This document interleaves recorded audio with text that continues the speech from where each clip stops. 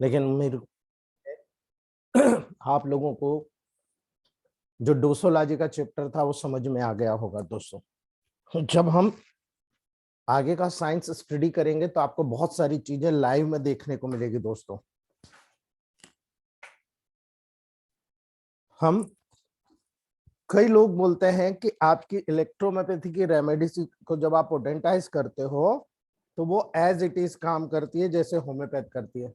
लेकिन यहाँ पर मैं बताना चाहूंगा दोस्तों, जब होम्योपैथ की मेडिसिन बनाई जाती है तो उसमें एक प्लांट रहता है, केवल एक प्लांट, सिंगल प्लांट। मान लो अर्निका मोंटाना दिया आपको, ठीक है, पेन हो रहा है, हाथ पांव दुख रहे हैं, आपको अकड़ान आ रही है, ब्लड सर्कुलेशन हो रहा है, क्रॉप्स ऑफ बॉयज डेवलप हो रहे हैं, आप सिंगल अर्निका सिलेक्ट करते हो, ठीक है। लेकिन अगर आपके इलेक्ट्रोमेपैथ के मेडिसिन से जब आप सिलेक्शन करोगे तो वहां पर क्या अर्निका सिलेक्ट करोगे? नहीं ना, तो वहां पर आप एक रेमेडी सिलेक्ट करते हो। और रेमेडी जो सिलेक्ट होती है तो उसमें मान लो 5 से 9 मेडिसिन, कभी कभी आप डब्ल्यू लेते हो तो 16 मेडिसिन मिली हुई है, ठीक है। 16 प्लांट एक दूसरे पर मिक्सिंग करते हैं दोस्तों। तो यहाँ पर डिफरेंस नजर आता है, जब किसी मेडिसिन को डाइल्यूट किया जाता है या पोटेंटाइज किया जाता है उसमें क्या चेंजेस आते हैं, और वही चेंजेस होम्योपैथ को इलेक्ट्रोमेपैथ से डिफरेंट करते हैं, ठीक है। मेटी जी ने इतने बड़े साइंस को क्रिएट किया है जिसको नैनो टेक्नोलॉजी अगर हम नाम दे दें तो गलत नहीं होगा दोस्तों। याद रखिएगा, जो केमिकल चेंजेस यहाँ पर हो रहे हैं वो मॉलिक्यूल्स के ऊपर या एटम के ऊपर वहां पर एक्शन के माध्यम से डेवलप हो रहे हैं, ठीक है। अगर आप यहाँ पर देखोगे साधारण मास मॉलिक्यूल्स का नहीं है दोस्तों, ठीक है, लेकिन उस मास के मॉलिक्यूल के ऊपर अनदर मास की एक्शन के माध्यम से ये कंडीशन डेवलप हो रही है। तो जब हमने यहाँ पर मान लो कई प्लांट्स आपने मिलाए, ये एक प्लांट, ये एक प्लांट, ये एक प्लांट, ये एक प्लांट, ये एक प्लांट, ये एक प्लांट, आपने मान लो 9 प्लांट यहाँ पर मिक्स किए। ये 9 प्लांट के मॉलिक्यूल्स सब अलग अलग होंगे उनके प्लांट के कैरेक्टर के हिसाब से, ठीक है। किसी प्लांट के मॉलिक्यूल्स का आपने ज्यादा यूज किया, किसी प्लांट के मॉलिक्यूल्स को आपने कम यूज किया। क्यों किया भैया? यही रेशियो का बनाने का तरीका है जो मेटी जी ने गाइड किया है दोस्तों। जिसने समझ लिया ना वो पूरे प्रैक्टिकल नॉलेज को कंठस्थ कर लेगा और उसका जो treatment of way of treatment है वो बिल्कुल स्ट्रिक्टली होगा दोस्तों, तुरंत तुरंत काम करने वाला होगा। इसीलिए याद रखिएगा, जब यहाँ पर कई प्लांट के मॉलिक्यूल्स कलेक्ट होते हैं, ये मास ऑफ मॉलिक्यूल्स है जो दूसरे दूसरे प्लांट के मॉलिक्यूल्स के ऊपर वहां पर अपनी एक्शन फ्रिक्शन के द्वारा क्रिएट करते हैं दोस्तों। याद रखिएगा, जिस मॉलिक्यूल्स का पार्ट ज्यादा लिया जाएगा वो सुपरफिशियल काम करेगा, जिस प्लांट का मॉलिक्यूल्स कम लिया जाएगा वो बहुत ही ज्यादा डीप में जाकर काम करेगा। यानी सुपर फिशियल एक्ट करने वाला, शॉर्ट एक्ट करने वाला मॉलिक्यूल्स की क्वांटिटी ज्यादा ली जाती है, लेकिन जो मेडिसिन बहुत डीप में जाकर काम कराना है उस मेडिसिन की क्वांटिटी कम ली जाती है दोस्तों। याद रखिएगा ये चीजें हमें जब आपको मैं किसी भी प्रकार का जो रेशियो मेकिंग बताऊंगा मेडिसिन के लेवल पर आपको समझ में आएगा दोस्तों, ठीक है। इतना समझ के आगे बढ़ते हैं। एक प्रकार का मैटर होता है दोस्तों वो फ्री होता है, अन्य फॉर्म के रूप में मौजूद जो भी मैटर होते हैं उनको यूनाइट होने के लिए दोस्तों, यानी कोई भी पर्टिकुलर यहाँ पर पार्ट्स होता है वो आपस में यूनाइट होते हैं, एक नया केमिकल का निर्माण करते हैं दोस्तों। आप सोचिए, होम्योपैथ में तो सिंगल मेडिसिन का यूज किया जाता है। जब इलेक्ट्रोहोम्योपैथ की बात आती है थोड़ी थोड़ी प्रॉब्लम है दोस्तों गले में, इसलिए आप थोड़ा सा समझ के चलिएगा। जब यहाँ पर किसी भी प्रकार का मॉलिक्यूल्स डिफरेंट डिफरेंट वे पर लिया जाता है, वो डिफरेंट डिफरेंट वे का जो मॉलिक्यूल्स होता है दोस्तों वो एक दूसरे से यूनाइट होते हैं, एक नया जनरेशन क्रिएट करते हैं दोस्तों, क्योंकि वो बहुत ही तनु, बहुत ही सूक्ष्म, बहुत ही मान्यूट होता है। या दूसरे शब्दों में कहें जो मॉलिक्यूलर मास होता है दोस्तों एक दूसरे से अटैच होता है, ठीक है। और जब एक दूसरे से अटैच होगा दोस्तों तो ये अनुपात में अटैच होता है, और ये कोई भी केमिस्ट या जो कोई भी साइंटिस्ट होता है वो इसको प्रिपेयर करता है। जो साइंटिस्ट या केमिस्ट होता है जब उसको प्रिपेयर करता है दोस्तों तो वो उसकी कैपेबिलिटी पर डिपेंड करता है कि वो जो दो सब्सटेंस को मिला रहा है वो एक दूसरे से क्या रिएक्शन कर रहा है, उसको पता होना चाहिए। अगर वो जानता है कि ये दोनों वहां पर मॉलिक्यूल्स एक दूसरे पे रिएक्शन करेंगे तो वो देखता है कि ये ज्यादा से ज्यादा फ्री वहां पर काम करे दोस्तों। यानी जब वो लिक्विड फॉर्म में होगा तो डिसॉल्व हो जाएगा दोस्तों, लेकिन जब वो सॉलिड स्टेट में होगा उसकी फोर्स बहुत कम होगी। ऐसा क्यों दोस्तों? याद रखिएगा इस एक लाइन को, वो ये देखता है कि ज्यादा फ्री अगर वहां पर फॉर्म है तो लिक्विड फॉर्म में होगा तो वो डिसॉल्व होकर काम करेगा, और जब वो सॉलिड फॉर्म में होगा तो उसका फोर्स कम होगा।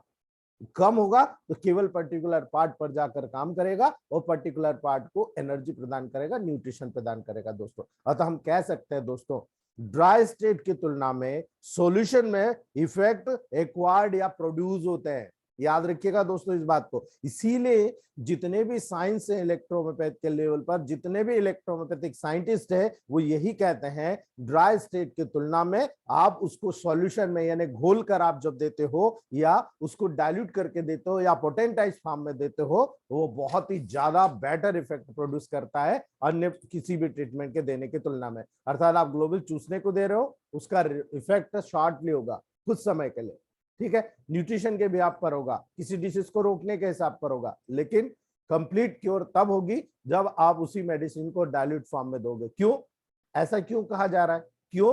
क्योंकि जो पार्टिकल्स होते हैं वो सॉल्वेंट के द्वारा अलग अलग कर दिए गए हैं दोस्तों, ठीक है, जो लगभग गैसेस फॉर्म में प्रोड्यूस कर दिए गए हैं। याद रखिएगा, जो मॉलिक्यूल्स होते हैं, जो पार्टिकल्स होते हैं, जो सॉल्वेंट उस लिक्विड में घुले हुए होते हैं, वो अलग अलग कर दिए गए होते हैं, जो लगभग गैसेस स्टेट में कन्वर्ट हो जाते हैं दोस्तों। इसीलिए याद रखिएगा कोई भी चीज अगर गैसेस स्टेट में कन्वर्ट हो जाती है, बहुत इजीली हमारी बॉडी के द्वारा एडॉप्ट की जाती है दोस्तों। अब जब हीट वहां पर डेवलप होगी तो न्यू केमिकल कंपाउंड्स बनाने की संभावना को बढ़ा देगी दोस्तों, यानी सब केमिकल कंपाउंड्स जो वहां पर है वो आपस में यूनाइट होंगे और एक अलग सा वहां पर केमिकल कंपाउंड बना देगा, जिससे मॉलिक्यूल्स के बीच में बहुत ज्यादा डिस्टेंस आ जाएगी दोस्तों। याद रखिएगा, मॉलिक्यूल्स के बीच में बहुत ज्यादा डिस्टेंस आ जाएगी और ये आसानी से अलग अलग प्लांट के जो मॉलिक्यूल्स हैं अलग अलग रूप में वहां पर काम करेंगे। और यही तो कारण है, आप बहुत सारे जो सीनियर इलेक्ट्रोमैथी प्रैक्टिशनर है वो यही बात करते हैं, सर हम मेडिसिन तो इस पार्ट की दे रहे हो, देखो यहाँ पर रिजल्ट मिल रहा। क्यों मिल रहा है? क्योंकि वहां पर कुछ प्लांट ऐसे मौजूद होंगे जो प्लांट वो काम भी करते हैं, ठीक है, इसीलिए यहाँ काम किया, उसके बाद बचा तो वहां भी काम कर दिया। इसीलिए दोस्तों आसानी से स्वतंत्र रूप से जो प्लांटेशन है उनके मॉलिक्यूल्स अलग अलग काम करते हैं। ये एक प्रकार का सूक्ष्म, आप जब देखोगे एक सत्य प्रमाणित सूक्ष्म कार्य है दोस्तों। यानी थर्ड डाइल्यूशन का अगर आपने 1 चम्मच दिया, ठीक है, तब एक फर्स्ट डाइल्यूशन की ग्लोबल की तुलना में बहुत ज्यादा ताकतवर एक रूप में काम करेगा। यानी आप एक ग्लोबल्स दे रहे हो, उस ग्लोबल्स की तुलना में जब आप 1 चम्मच दे रहे हो थर्ड डाइल्यूशन का उसी मेडिसिन का जो आप वहां ग्लोबल्स में दे रहे हो, वो उससे ज्यादा काम करेगा। क्यों काम करेगा दोस्तों? मेटीजी का रेमेडी का उपयोग इसीलिए डाइल्यूट फॉर्म में किया जाता है क्योंकि उनकी मॉलिक्यूल्स जब वहां पर डिसॉल्व होते हैं तो एटम से एटम के ऊपर फ्रिक्शन होता है, मॉलिक्यूल्स से मॉलिक्यूल्स के ऊपर फ्रिक्शन होता है, दे आर डिफरेंटेड ईच अदर, वो वहां पर एक दूसरे से अलग हो जाते हैं। और जब डिफरेंट फॉर्म में होते हैं तो मॉलिक्यूल्स की जो एबिलिटी होती है बहुत स्ट्रांग हो जाती है दोस्तों। इसीलिए वहां पर जब टेबल प्रैक्टिस में आप भाग लेते हो दोस्तों तो आपको ये बारीकी पता चलती है कि हाँ साहब हमने जो मेडिकेशन का उपयोग किया वो कितना डीपली किया, डीपली सीटेड किया, और इसीलिए आपको जब रिजल्ट मिलता है अल्टीमेट रिजल्ट आपके टेबल प्रैक्टिस में देखने को मिलता है दोस्तों।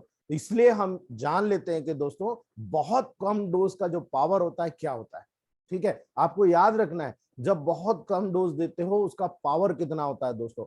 बहुत सारे माइन्यूट पार्टिकल्स जो एयर में तैरते रहते हैं, ठीक है, आप देखो कहीं पर खाना बन रहा है, कहीं पर रबड़ी बन रही है, कहीं पर आपका फेवरेट चीज बन रहा है, उसकी स्मेल आ रही है, स्मेल आ रही है तो देखो उसमें क्या पूरा बल्क आ गया? नहीं ना, उसमें माइन्यूट पार्टिकल्स जो एयर में फिल्टर होकर आपके पास आ रहे हैं, तो स्मेल के सेंसेशन को वो कन्वे कर रहा है और बहुत इफेक्टिव होता है, पूरा ऑर्गेनिज्म इससे प्रभावित हो जाता है। आपका पूरा, अगर आपको फेवरेट है आपका जो पूरा शरीर है ना एकदम से एक्साइटेड हो जाएगा। और इसलिए कहा जाता है कि प्रूसिक एसिड की हल्की सी स्मेल ही, याद रखिएगा, यही कारण है कई बार आपने टीवी में देखा होगा, कई बार फिल्मों में देखा होगा कि किसी चीज को सुंघा दिया जाता है, ठीक है, प्रूसिक एसिड की हल्की सी स्मेल ही किसी व्यक्ति की मौत कर सकती है, किसी की डेथ कर सकती है दोस्तों, इतना खतरनाक होता है दोस्तों, ठीक है।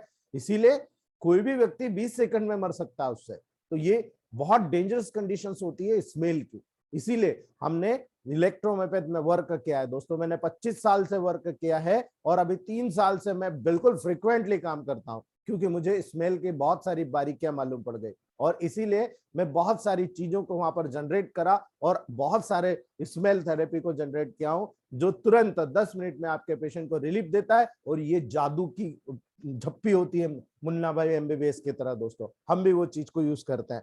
हम केवल स्मेल थेरेपी देते हैं जिससे बहुत सारे माइग्रेन के केस, हेडेक के केस, आपके टेस्ट के केस, आपके बहुत सारी बॉडी के लेवल पर डिफरेंट डिफरेंट लेवल पर प्रॉब्लम्स होती है, उसके केस सारे केसेस को हमने रिजॉल्व किया है दोस्तों। कई फैक्टर होते हैं।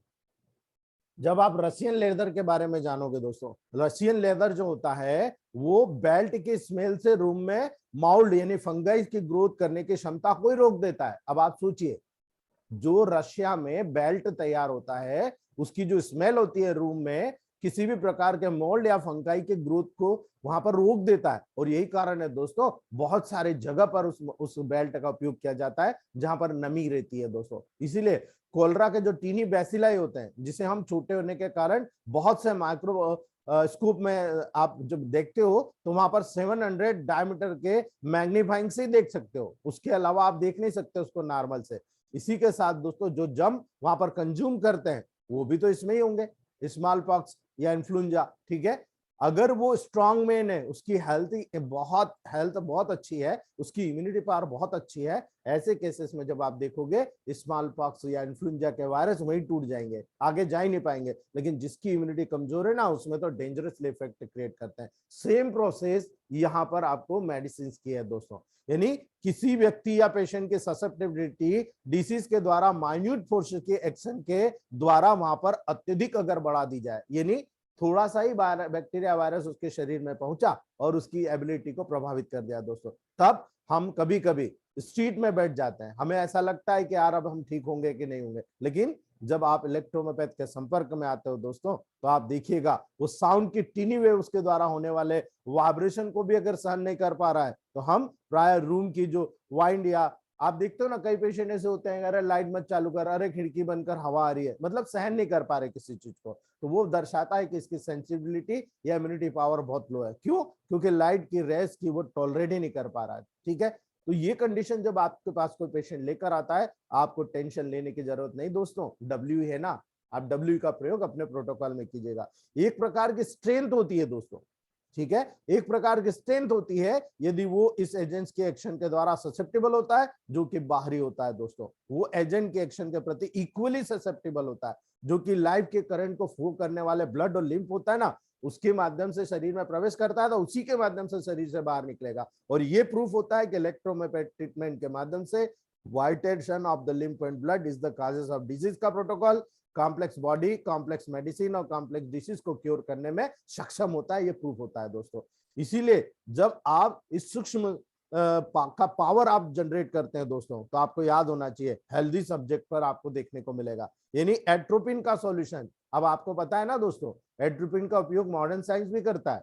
एट्रोपिन का सॉल्यूशन 1 to 40,000 प्रोपोर्शन में जब वहां पर लिया जाता है, वो इतना स्ट्रांग हो जाता है दोस्तों आई की प्यूपिल की साइज को अल्टर करने में, ठीक है। जितने भी आई स्पेशलिस्ट होते हैं वो इस चीज को यूज करते हैं दोस्तों, और प्राय जितने भी यहाँ पर मॉडर्न साइंस के डॉक्टर्स हैं वो कहीं ना कहीं इस प्रकार के मॉलिक्यूलर थ्योरी को वहां पर यूज करते आ रहे हैं दोस्तों। इसीलिए जब आप यहाँ पर किसी बात की प्रैक्टिकल अनुभव की बात करते हो, तो ऑर्गेनिज्म के ऊपर जब आप काम करते हो तो वो लेस सेंसिटिव होता है दोस्तों, ठीक है। यानी जब आप वहां पर एक ग्रेन की बात करोगे तो वहां पर मिलियंस ग्रुप के आइटम आपको वहां पर देखने को मिलेंगे, जो ह्यूमन आई से आप नहीं देख सकते। और जब ऐसा होगा दोस्तों, तो आपको याद रखना है, जब भी आप एक कैरेक्टर देखोगे, मेडिसिन के जो स्मॉलर पार्टिकल्स पाए जाएंगे, उतना ही उसका फिजिशियन रेजिस्टेंट बहुत कम होगा दोस्तों।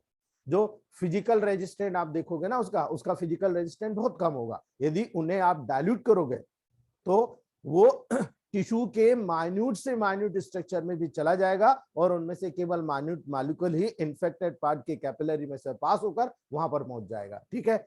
इसीलिए जितना डाइल्यूट करोगे, मैं कहता हूं ना लोकल और जनरल डिसीज क्या होती है, आगे आपको बता रहा हूं दोस्तों, ठीक है। तो यहां पर जब किसी आप इलेक्ट्रोमेपैथ मेडिसिन की बात कर रहे हो, जब उसको जितना डाइल्यूट करोगे, उसमें जो मॉलिक्यूल्स होता है वो माइन्यूट होता चले जाएगा, उनके बीच में गैप बढ़ती चली जाएगी, उनके बीच में स्ट्रेंथ बढ़ता चले जाएगा, उनके बीच में फ्रिक्शन के कारण एनर्जी का लेवल बढ़ता चला जाएगा। और जब वो इन्फेक्टेड पार्ट के लेवल पर आप पेशेंट को दोगे, वो जितनी बारीक कैपिलरीज होती है, उन कैपिलरीज में से भी पास होकर वहां पहुंच जाएगा जहां पर उसको पहुंचना चाहिए था दोस्तों। यानी आप जब देखोगे तो किसी भी आप कंडीशन में जब इस प्रकार के प्रोटोकॉल को फॉलो करोगे तो आपको ये ध्यान रखना है कि हमें उसकी बॉडी में कितनी डिसीज है, कितने हद तक फैली हुई है, उस डिसीज के अकॉर्डिंग हमने उसको डायल्यूशन दिया क्या, वो चीज हमें सिलेक्ट करना है। इसीलिए मैं कहता हूं दोस्तों, D4, D5, D6 से आप किसी भी लोकल डिसीज को ठीक कर सकते हो। लोकल डिसीज तक आपका वो फार्मूला सही है, लेकिन जब आप जनरल डिसीज पे जाओगे, जब आप बॉडी के डिफरेंट डिफरेंट पार्ट को अफेक्टेड पाओगे, वहां पर आप क्योर नहीं कर पाओगे। वहां पर आपको माइन्यूट डोज के लेवल पर जाना ही पड़ेगा। यानी माइन्यूट डोज में जो मेडिसिन यूज की जाती है वो बहुत डीप में जाकर काम करती है। जैसे कि अगर मान लो किसी को इंसेक्ट ने काट लिया, ठीक है, वो अपना पॉइजन स्टिंग के माध्यम से हमारे शरीर में बैठ चुका है। और कई बार आपने देखा होगा साउथ अफ्रीका में कोई एक मकड़ी भी काट लेती है, कीड़ा भी काट लेता है, तो कई बार पेशेंट की डेथ हो जाती है दोस्तों। हमारे यहाँ कई बार बिच्छू काट लेता है, तो बिच्छू काटने से कई पेशेंट की डेथ हो जाती है। लेकिन इसका प्रूफ है, इसका प्रूफ ये है, S1 की 2 ड्रॉप 1 गिलास पानी में डाल दो, जिसको बिच्छू ने काटा, ठीक है, आप उसको 1-1 चम्मच हर 10 मिनट पे पिला दो, ये जितना भी पॉइजन होता है उसको न्यूट्रलाइज कर देगा। ठीक है, पहली बात। दूसरी बात, जहां काटा वहां पर स्लास और बी का मिलाकर आप कंप्रेस कर दो। ठीक है, इसलिए किसी भी व्यक्ति को ठीक करने के लिए आप जब आपकी थिंकिंग मटेरियल को सोचेंगे, बड़ी मात्रा में दोस्तों वहां पर मैटर की जरूरत पड़ेगी। उससे संबंधित जितने भी इक्वल और अपोजिट रिएक्शन लाने के लिए, जो वहां पर डेडली पॉइजन के एक्शन को रोकने के लिए, न्यूट्रलाइज करने के लिए जरूरी होता है, तो आपको ये याद रखना है कि पॉइजन स्ट्रॉन्ग कैपेसिटी में गया है। यानी आप पॉजिटिव नेगेटिव के सिद्धांत पे जाएंगे, आपने देखा कि पॉइजन बहुत ज्यादा मॉलिक्यूल्स लेकर जा रहा है, तो आप क्या ठीक करेंगे, आप उसी के अगेंस्ट वहां पर ऐसी मेडिसिन सिलेक्ट करेंगे जो नेगेटिव में हो, और नेगेटिव में हो तुरंत वहां पर जाकर उसको न्यूट्रलाइज कर दे। इसीलिए हम S1 को केवल 1 या 2 ड्रॉप आपने 1 गिलास पानी में डाली, ये लाइटर डाइल्यूशन हो गया। ठीक है, और लाइटर डाइल्यूशन इसको तुरंत न्यूट्रल कर देगा दोस्तों। इसीलिए यहां पर हमको समझना जरूरी है, एक यदि एक कोई वायरस है, उसका स्मॉल पोर्शन बॉडी में जब इंट्रोड्यूस किया जाता है दोस्तों, तो वो कंसिडरेबल डाइल्यूशन में दिया जाता है, जो टिश्यू की लोवेस्ट लेयर में या माइन्यूट कैपिलरीज तक पेनिट्रेट करता है। ये काफी होता है समझने के लिए। यदि किसी रेमेडी को ऐसे ही डाइल्यूट किया जाएगा तो वो कितने डीप में जाकर काम करेगा। तो भाई टिटेनस में क्या करते हो आप, ठीक है, पोलियो वैक्सीन में क्या करते हो, जितनी वैक्सीन से ये क्या है, ये इसी प्रकार से पोटेंटाइज होकर बनी हुई मेडिसिन है, जिनको वायरस को थोड़ा सा, वायरस को डेड कर दिया जाता है, उसकी केमिकल बॉडीज में थोड़ा सा परिवर्तन कर दिया जाता है, जो हमारी बॉडी के लिए पावरफुल उसी प्रकार के बैक्टीरिया के वायरस के लेवल पर हमारी बॉडी में काम करे, उसके अगेंस्ट रेजिस्टेंट बनाए, इसीलिए उसको इंट्रोड्यूस किया जाता है। वही चीज हमारे इलेक्ट्रोमेपैथ में यूज की जाती है। जितना ज्यादा लाइटर, उतना ज्यादा एनर्जी, उतना ज्यादा पावर जनरेट कर रहे हो आप बॉडी में, उतनी पावर जनरेट करने से वो माइन्यूट से माइन्यूट स्ट्रक्चर में भी चला जाएगा, और कैपिलरी के माध्यम से जाकर वहां पर जितनी भी डिसीज है उसको खोलने लगेगा, उसको उखाड़ने लगेगा, उसको वहां से बाहर निकलने लगेगा। यही मकसद होता है इलेक्ट्रोमेपैथ में लोकल और जनरल का, जो मैं आगे बताने वाला हूं दोस्तों।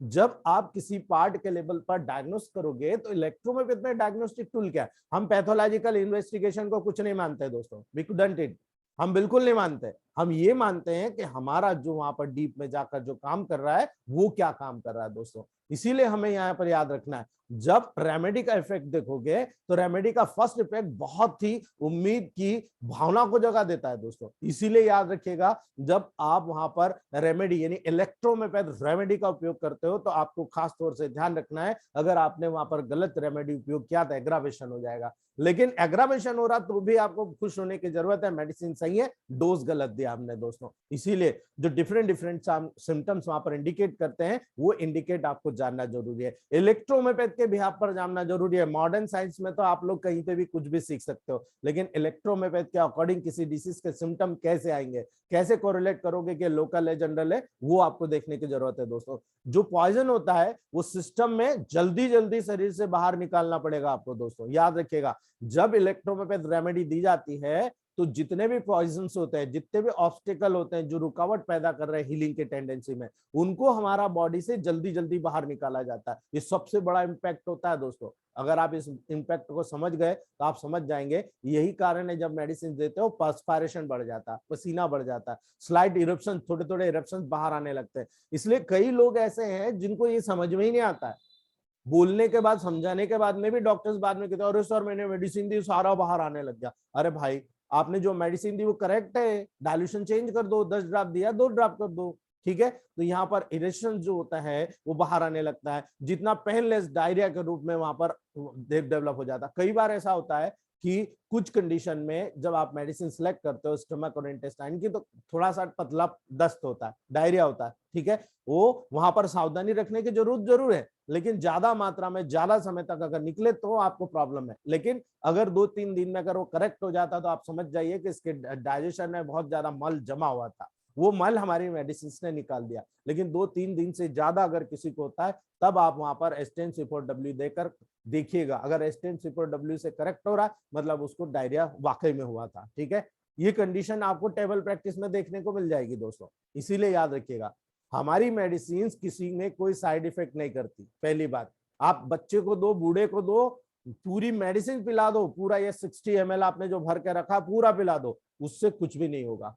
पेशेंट को कोई भी कॉम्प्लिकेशन देखने को नहीं मिलेगा। याद रखिएगा, 1 या 2 दस्त अच्छे जबरदस्त दस्त होंगे अकॉर्डिंग टू मेडिसिन, वहां पर दस्त होंगे, पूरा मटेरियल साफ हो जाएगा। इससे हम कह सकते हैं कि उस व्यक्ति का जनरल हेल्थ हमने इंप्रूव कर दिया दोस्तों। और लोकल अफेक्शन के लेंथ सबसाइड होना शुरू हो जाती है। जो लोकल वहां पर अफेक्शन है, किस पार्ट में कितनी क्वांटिटी में है, उसका कितना पार्ट प्रभावित हुआ है, वो वहां से सबसाइड होना शुरू हो जाता है दोस्तों। जब ऐसा होता है ना, तो साधारण पेशेंट तो चिंतित हो जाएगा, लेकिन ट्रीटमेंट को डिसकंटिन्यू कर देगा, ठीक है। और वो सबसे बड़ी गलती हमारी होगी, क्योंकि हम उसको समझा नहीं पाए, ठीक है।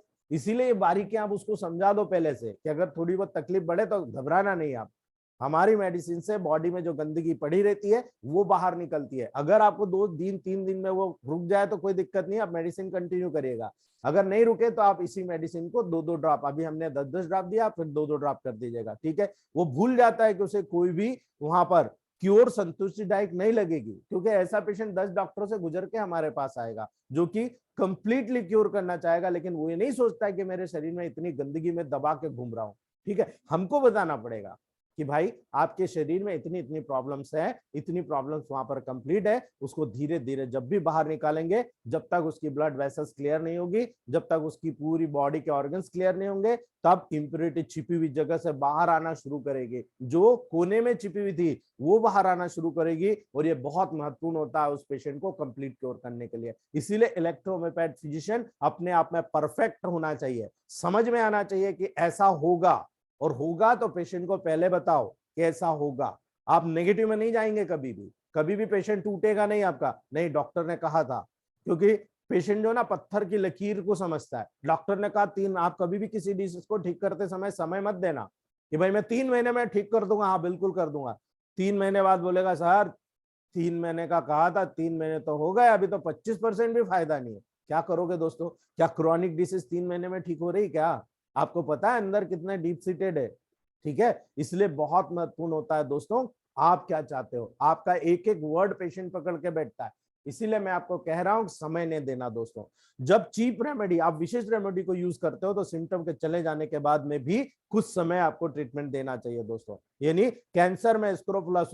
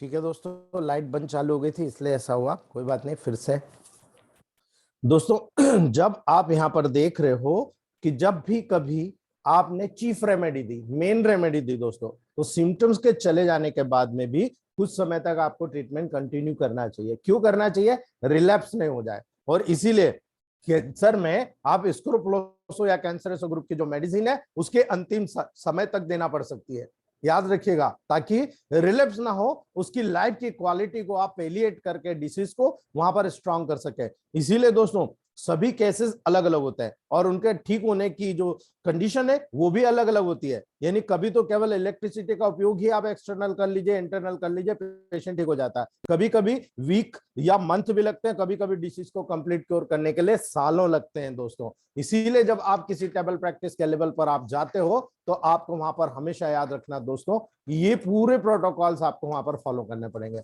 और जब ये प्रोटोकॉल आप फॉलो करोगे तब आपको देखने को मिलेगा कि हाँ साहब, यहाँ पर हम लोगों को कॉन्फिडेंटली ये चीज मालूम है, इतना समय लगेगा। तो आप कभी भी किसी पेशेंट को तारीख मत दो, समय मत दो कि मैं इतने दिन में ठीक कर दूंगा। मैं कभी स्टोन वालों को बोलता नहीं कि 2 महीने में निकल जाएगा, 3 महीने में। अभी मेरा एक 17 mm का stone with in 1 month and 12 days में निकल गया, 4 टुकड़े हुए और निकल गया। ठीक है, S5F2G को मैंने D2 से दिया था क्योंकि हेरिडिटरी केस था। ठीक है, वहां D5 भी नहीं दिया मैंने, D2 से सीधा दे दिया। और जब उसको देखा 15 दिन बाद, जब उसने कॉल किया मुझे, सर मुझे बहुत पेन हो रहा, मैंने कहा घबराए मत, तेरा स्टोन टूट रहा है। लेकिन क्या होता है ना, पेशेंट में बहुत छाने होते हैं, 1.5 दिमाग के होते हैं पेशेंट। वो चला गया दूसरे डॉक्टर के पास। अब जब गया, मेरी मेडिसिन बंद नहीं करी उसने, वो गया तो दूसरे डॉक्टर ने कहा मैं इस सोनोग्राफी की रिपोर्ट को क्यों मानूं, आप फिर से कराओ, क्योंकि उसका कमीशन बना था। उसने फिर से कराया तो वहां पर जो सोनोलॉजिस्ट था, जो रेडियोलॉजिस्ट था, उसने बोला आपका 17 mm का स्टोन तो बढ़िया तरीके से 4-5 स्टोन में टूट चुका है। तब उसको समझ में आया मेरी बात परफेक्ट हुई, उस डॉक्टर को फीस दी, रवाना हो गया।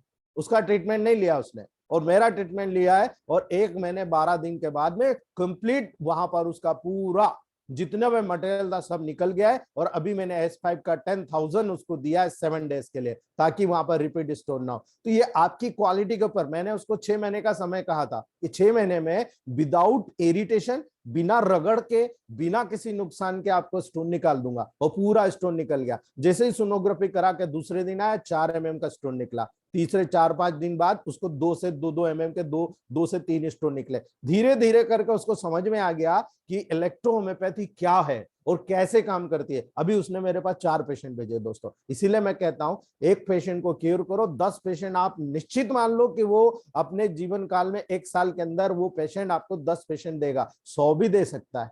वो मेरा गणित नहीं है। मेरा गणित कहता है मैंने एक को ठीक किया, मुझे उससे 10 मिलना चाहिए, तभी मेरी क्वालिटी वहां पर गेन करती है दोस्तों। ठीक है, जब आप डिसीज को देखते हो तो आप समझो दोस्तों, मैं बोलता हूं ना लोकल या जनरल, आप डिसीज को देखो, डिसीज या तो लोकल होगी या जनरल होगी दोस्तों। तो हम हमारे ऊपर डिपेंड करता है हम इसको कैसे ऑब्जर्व कर रहे हैं। यानी बॉडी का अगर एक स्मॉल पोर्शन एबनॉर्मल स्टेट में हो सकता है दोस्तों, तो पूरा सिस्टम या बॉडी को भी प्रभावित कर सकता है दोस्तों, या उसको डिसऑर्डर करके डिसीज को क्रिएट कर सकता है। यानी आप डायथेसिस जब देखोगे, वो एक कॉन्स्टिट्यूशनल स्टेट होती है। यानी डायथेसिस का मतलब होता है एक व्यक्ति जिसमें इसी तरह की कंडीशन डेवलप होती है, तो ये कॉन्स्टिट्यूशनल स्टेट होती है। और कॉन्स्टिट्यूशनल स्टेट के रूप में माना जाता है कि विरासत में पीढ़ी दर पीढ़ी उसमें डेवलप हो रही है। तो ऐसा पेशेंट अगर आपको आके बोले कि साहब मेरे तो माँ बाप को भी पथरी थी, मुझे भी पथरी है, मेरे बच्चों को भी है, इसका मतलब मान लीजिएगा कि वहां पर डायथेसिस मौजूद है। जब कभी डायथेसिस मौजूद होती है तो ट्रीटमेंट मुख्य रूप से इसी को डायरेक्ट करके हमको ट्रीटमेंट देना चाहिए दोस्तों। यानी उसी समय कोई प्रोमिनेंट सिम्टम अगर दिखाई देता है, स्पेशल रूप से कोई सिम्टम दिखाई देता है, जैसे कोई पेनफुल सिम्टम हो, तो हमारा ध्यान डायरेक्टली वहां चला जाएगा दोस्तों। कभी कभी वास्तव में आवश्यक भी हो जाता है दोस्तों कि आप वहां पर देखें कि लोकल ऑर्गन में कोई सिम्टम नजर आ रहा है क्या, जो कोई स्पेशल रिगार्डिंग सिम्टम्स आपको ध्यान देखने को मिल रहा है दोस्तों। तो याद रखिएगा, हमें ध्यान देना पड़ेगा दोस्तों। जैसे कि किसी को डिप्थीरिया हुआ था क्या, किसी को स्कारलेट फीवर हुआ था, ऐसे केसेस में क्या होता है, लगातार थ्रॉट के सिम्टम्स आपको इमीडिएट अटेंशन की डिमांड कराते हैं। आपको इमीडिएट वहां पर अटेंशन करना पड़ेगा दोस्तों। यदि बॉडी में किसी डिसीज के होने का कुछ एबनॉर्मल कंडीशन होने के द्वारा प्रूव्ड होता है दोस्तों, जिसे हम डिसीज या साइन या सिम्टम कहते हैं। इन सिम्टम की एग्जामिनेशन करने के द्वारा ये निर्धारित करते हो आप कि वहां पर डिसीज का नेचर क्या है, वो बॉडी को कितने पार्ट को अफेक्ट कर चुकी है। और उसका डायग्नोसिस करने के लिए हमें हमारे ऑर्गन्स के फंक्शंस को जानना पड़ेगा दोस्तों। जब आप मॉडर्न साइंस में जाते हो बोल लो ये जांच कराया हो आप कर लो, लेकिन दोस्तों आप मुझे बताओ जितना पैसा आप खर्च करा रहे हो उतना पैसा पल्स डायग्नोसिस के लेवल पर आप वहां पर करेक्ट कर सकते हो। तो दोस्तों किसी डिसीज में जाने वाले सभी फिजिकल और अन्य साइंस को आप विस्तृत यानी डायग्नोस्टिकल पॉइंट पे करके देख सकते हो दोस्तों। यानी वहां पर इम्पॉसिबल जब होगा उसको आपको पॉसिबल करना पड़ेगा। आप किसके डिसीज का निर्धारण कर रहे हो किंतु उनमें से कुछ को आपको वहां पर संक्षिप्त में उसको बताना भी उपयोगी होगा कि आपको ऐसे ऐसी तकलीफ हो रही है, और जब आप वो बता दोगे कि भाई ये तो पल्स देखकर इसने बता दिया यार इसको प्रॉब्लम है, आपका ये ऑर्गन प्रभावित है, तो आप डेफिनेटली वहां पर डायग्नोस कर लोगे। लेकिन आपका डायग्नोस्टिकल टूल क्या कहेगा? हम इलेक्ट्रोमेपेथ, मैं इसीलिए आप लोगों को कहता हूं, काफी लोग फोन लगा देते हैं सर ये कंडीशन है आपको प्रोटोकॉल बताना। अरे पेशेंट आपके सामने बैठा है, आप मुझसे कह रहे हो प्रोटोकॉल बताना। कई लोग क्या बोलते हैं, ये सोनोग्राफी रिपोर्ट डाल दी, ये निकला है आप बता दो। अरे भाई आप पहले तकलीफ तो बताओ, उस ऑर्गन में उसको कौन से ऑर्गन का अफेक्शन साथ में शामिल है। अगर मैंने लेबोरेटरी की रिपोर्ट के आधार से बता दिया आपको, वो केवल लेबोरेटरी की प्रॉब्लम सॉल्व कर देगा, लेकिन किस कारण से हो रहा था, अगर कई बार वो कारण स्ट्रांग होगा तो वो भी सॉल्व नहीं होगा। आप क्या बोलोगे, पाटीदार ने गलत बताया। ठीक है, ये आपकी वस्तु स्थिति को समझाता है कि आप कितने काबिल हो दोस्तों। इसीलिए मैं कहता हूं अपने आप में काबिल बनो, हमें दूसरे से कोई लेना देना नहीं है। ठीक है, इसीलिए मेरे डॉक्टर्स को, मेरी फैमिली मेंबर्स को मैं इतना स्ट्रांग करने के लिए जोर दे रहा हूं दोस्तों। तो सबसे पहले कई सिम्टम्स आपके सामने आएंगे। सबसे पहला सिम्टम क्या लेकर आता है पेशेंट? पेन, दर्द। वो आपको पता होना चाहिए, पेन हो रहा है मतलब इन्फ्लामेशन का एक साइन है। जब भी बॉडी में कोई इन्फ्लामेशन हुआ, उस इन्फ्लामेशन गलत नहीं है। Inflammation is a protective process of our body. हमारी बॉडी में प्रोटेक्टिव प्रोसेस होती है, और इसमें सबसे पहले पेन, दूसरा स्वेलिंग, तीसरा रेडनेस, चौथा ओडिमा, और पांचवा लॉस ऑफ फंक्शन। ये कंडीशन वहां पर नेक्रोसिस के कंडीशन देखने को मिलती है, टिश्यू का डैमेज होता है। यानी किसी कारणवश वहां पर कोई इंजुरी हुई, इंजुरी होने के कारण वहां पर प्रॉपर आर्टेरियल सप्लाई या वीनस सप्लाई बाधित हुई, वहां पर प्रॉपर या तो वेस्टेज मटेरियल बाहर नहीं निकल रहा या न्यूट्रिटिव मटेरियल के रूप में वहां पर कोई मटेरियल आ नहीं रहा। ये दोनों कंडीशन जब डेवलप होगी तो वहां पर नेक्रोसिस होगा, अर्थात टिश्यू की डेथ होगी। और टिश्यू की डेथ होगी तो आप मान के चलेगा वो एरिया तो प्रभावित है, उस टिश्यू के डेथ से जो केमिकल्स निकलेंगे वो दूसरे एरिया को भी अफेक्ट कर देंगे, और यही कारण होता है कि सबसे पहले पेन जनरेट होता है। यह साधारण से रूप में पाए जाने वाला साधारण सा लक्षण होता है दोस्तों, जो यहाँ पर आपको ट्रीटमेंट के लिए एक तलाश को कि मेरे को किस मेडिसिन के माध्यम से मैं ट्रीटमेंट लूं और मुझे ठीक हो जाएगा, उसके लिए प्रेरित करता है। इसीलिए दोस्तों कई मामलों में ना वो काफी संतुष्ट हो जाता है। अगर आपने मान लो किसी भी दर्द वाले में, याद कर लीजिएगा, मेरी एक बहुत अच्छी चीज बता रहा हूं आपको, कभी भी किसी को कहीं से भी दर्द होता है, अब सबसे पहले आपके क्लिनिक पे आया ना, आपको कुछ नहीं करना, डब्ल्यू को आरएस में बना के रखो, D4 में बना के रखो, आप 5 ड्रॉप एक कॉटन में डालकर उसको कहना 10 मिनट आप बैठो और ये स्मेल करो आप। ठीक है, मुझे पता लग जाएगा आपको एक्यूट पेन है या क्रॉनिक पेन है। ठीक है, आप केवल डब्ल्यू का दे दो, सिर दुख रहा है डब्ल्यू का D4 बना के दे दो। ठीक है, सर्दी हो रही डब्ल्यू का D4 बना के दे दो। ठीक है, मल्टीपल केसेस में आपको जादू दिखाने का मकसद है, आप वहां पर जादू दिखा दो आप। ठीक है, इसलिए अगर उसे आप हटा सकते हो, भले बीमारी किसी भी कारण से हो, बॉडी के किसी भी कारण से वहां पर अफेक्शन हो रही है, बाहर नहीं निकलना चाह रही है दोस्तों, ठीक है, और उसको निकालना है तो आपको इसी प्रोसेस को अंजाम देना पड़ेगा। यानी पेन अगर आप देखोगे ये नर्वस सिस्टम से कांटेक्ट में रहता है दोस्तों, और एक या ज्यादा सेंसरी नर्व के एबनॉर्मल स्टिमुलेशन के परिणाम स्वरूप आपको देखने को मिलता है। और ये वहां पर उत्सुकता पूर्वक हमको देखना चाहिए दोस्तों कि वहां पर पेन नर्व के किस पार्ट से उत्पन्न हो रहा है। इसीलिए नर्व के पेरिफेरल एंड के रूप में वहां पर रिफर्ड करेंगे, या वहां पर सरफेस के साथ पाए जाने वाला जो पर्टिकुलर पार्ट होगा वो वहां पर आपको देखने को मिलेगा दोस्तों। इसीलिए जब ये कंडीशन आप टेबल प्रैक्टिस में देख रहे हो, आपको यहाँ पर दिखने को मिल जाएगा कि वहां पर अलग अलग प्रकार के पेन होता है। ठीक है, आप जब टेबल प्रैक्टिस करोगे ना, ये माइन्यूटली आपको समझने को मिलेगा कि किसी को डल पेन होता है। ठीक है, कुछ डिसीज में आप देखो इंटरमिटेंट पेन होता है, रुक रुक के होने वाला होता है। ठीक है, ये टिश्यूज में उत्पन्न होता है, या फिर हार्ट डिसीज के रूप में आपको लेफ्ट हैंड की रिंग फिंगर में आपको उत्पन्न हो रहा है। ठीक है, ये विशेष रूप से आपको दोस्तों लेफ्ट आर्म में पेन होगा, ये सीधा आपको बता देगा कि भाई यहाँ पर कहीं ना कहीं हार्ट से रिलेटेड है। राइट साइड में होगा तो आपको बता देगा पेनक्रियास, और स्पेशली अगर आपको देखने को मिलेगा तो वो आपको गॉल ब्लैडर स्टोन के कारण हो रहा है। तो ये इंडिकेशंस होती है, जिन इंडिकेशंस पर आप डीपली सीटेड डिसीज को कवर अप करते हो।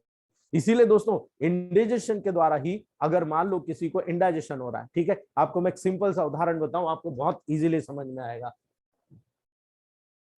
आपके पास आजकल बहुत सारे पेशेंट आते हैं, ठीक है, जो नए हैं उनके लिए भी बहुत अच्छा है, जो पुराने हैं उनके लिए भी अच्छा है। पेशेंट आता है, बोलता है साहब मुझे गैसेस हो गया, ठीक है, गैसेस हो गया। अब गैसेस हो रहा तो कैसे होगा? कॉन्स्टिपेशन होगा तभी होगा ना, पानी कम पीते हैं तभी होगा ना, ठीक है। अब ऐसी कंडीशन में क्या हो रहा है, आप खुद आपकी बायोलॉजिकल क्लॉक को आपने डिस्टर्ब कर दिया, यानी आप जो रूटीनली एक्सरसाइज करते थे, टाइम पे खाना खाते थे, हेल्दी स्टेट में रहते थे, वो आपने फेल कर दिया, ठीक है। आप बे टाइम खाना खा रहे हो, चिंता ज्यादा कर रहे हो, ठीक है। चिंता और चिंता एक बिंदु का अंतर है दोस्तों, ठीक है। तो ऐसी कंडीशन में जब आप बहुत ज्यादा अफेक्टेड हो जाते हो, आप देखेंगे दोस्तों ये गैसेस कन्वर्ट हो जाएगा सीधे से दोस्तों, हाइड्रोक्लोरिक एसिड का सिक्रेशन बढ़ जाएगा आपकी गैस्ट्रिक, ठीक है। और जब गैसेस होगा, कॉन्स्टिपेशन होगा, हाइड्रोक्लोरिक एसिड बनेगा, ये गैसेस है, और गैसेस कहां जाएगी? गैसेस ऊपर चढ़ेगी, और ऊपर चढ़ेगी आपको हेडेक होना शुरू हो जाएगा। आप क्या करोगे?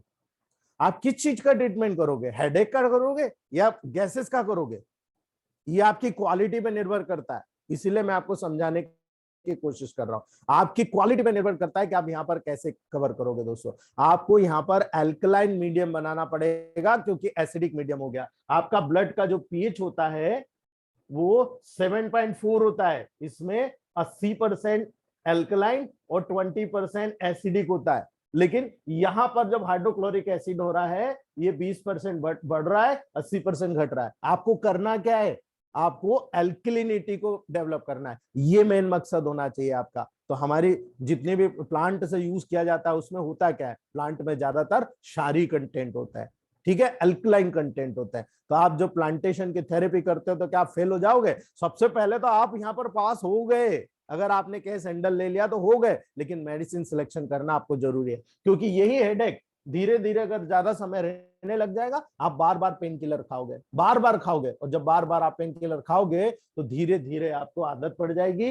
आपका ब्रेन बोलेगा यार ये बार बार पेन किलर खा तो लेता है, मैं इसके लिए क्यों काम करूं, मैं नहीं काम करता। उसके कारण धीरे धीरे वहां पर पेन सबसाइड हो जाता है। रोजाना हर दूसरे दिन, हर तीसरे दिन आपको पेन होना शुरू हो जाता है दोस्तों, ठीक है। और जब धीरे धीरे कंडीशन आती है, आपकी नींद यानी इंसोम्निया हो जाता है, आपको नींद नहीं आती, क्या करोगे दोस्तों? ठीक है, ये सब कैरेक्टर आप जब देखने को मिल रहा है आपको, ये 1 बाय 1 रिलेटेड है, ठीक है। ऐसी कंडीशन में जब आप यहां पर अपना अस्तित्व देखोगे कि यार मैं इसको कैसे ठीक करूंगा, तब आपको समझ में आएगा कि हमारा पैथोलॉजिकल इन्वेस्टिगेशन कोई काम का नहीं है, ठीक है। हमारा इन्वेस्टिगेशन उस पूरी बॉडी को, उसको 15 मिनट तक एग्जाम करो आप, ठीक है, पूरी बॉडी को एग्जाम करो, उसका लीवर कैसा है। आपको अनुभव होगा कि पहले मैं उस आदमी को देखता था, कई पेशेंट मेरे पास आए, यहाँ इतना कड़क नहीं रहता था, इसका मतलब इसको कड़कपन लीवर पे आ रहा है, यानी इसको लीवर से सीटेड डिसीजेस इन्वॉल्व हो गई है। तब आप वहां पर ट्रीटमेंट करो। अब यहाँ पर अगर आप इंसोम्निया का ट्रीटमेंट करोगे तो आपसे ज्यादा बेवकूफ आदमी कोई नहीं, ठीक है। आप इंसोम्निया का कारण देखो ना, गैसेस है, आप गैसेस पे काम करो, ऑटोमेटिक इंसोम्निया दूर हो जाएगा। कई डॉक्टर्स मुझे बोलते हैं कि साहब हमने इंसोम्निया का ट्रीट करने का थक गए हम, लेकिन हमारा पेशेंट क्योर नहीं हुआ। मैंने उनको कहा आपने क्या दिया था? बोले मैंने ये दिया था। मैंने कहा आपने मेटाबॉलिक डिसऑर्डर दूर करने का मेडिसिन दिया? बोले नहीं दिया सर, उसकी क्या जरूरत है। मैंने कहा आप देखे देखो, जैसे ही 1 महीना उन्होंने मेटाबॉलिक डिसऑर्डर को दूर करने के मेडिसिन दिया और अपना जो प्रोटोकॉल वो दे रहे थे वो दे दिया, आगे बोलते हैं सर 50% पेशेंट कवर हो गया। तो मैंने कहा आपने गलती क्या करी, इससे सीख लो। उसके बाद से उन्होंने, आज हमारी पिछली बैच के डॉक्टर्स हैं, उन लोगों ने आज कम से कम 2,000 3,000 हेडेक के पेशेंट को कंप्लीट क्योर कर दिया है। अब उनको कोई भी गोलियां या मेडिसिन मॉडर्न साइंस की लेने की जरूरत नहीं पड़ती है दोस्तों। ये डिपेंड करता है आप अपने आप में कितना परफेक्ट हो रहे हो दोस्तों। लीवर या डायफ्राम में अगर इन्फ्लामेशन हो जाता है ना दोस्तों, लीवर में या डायफ्राम में, आपको राइट शोल्डर के ऊपर पेन नजर आता है दोस्तों। यूरिनरी ब्लैडर में स्टोन हो गया, ठीक है, याद रखिएगा ये बहुत टिपिकल पॉइंट्स है जो टेबल प्रैक्टिस में सीखे जाते हैं दोस्तों। जब किसी को यूरिनरी ब्लैडर में पेन है, स्टोन है, उसका पेन आपको यूरिथ्रा के पॉइंट पे नजर आएगा। याद रखिएगा दोस्तों, कभी भी कोई पेशेंट कहता है कि मुझे यूरिथ्रा के आउटलेट पे पेन हो रहा है, आपका सबसे पहला डायग्नोसिस होना चाहिए इस व्यक्ति को जो पेन हो रहा है वो यूरिनरी ब्लैडर स्टोन हो रहा है, ठीक है, इसके कारण हो रहा है। अगर वो किडनी में स्टोन है तो दोस्तों किडनी में स्टोन है तो वो ऐसे बैक साइड में फैल कर आगे की तरफ जनरेट होगा। यानी ये डायरेक्टली डायग्नोस करने का टूल होता है जिसके माध्यम से आपकी डिसीज को आप डायग्नोस करते हो।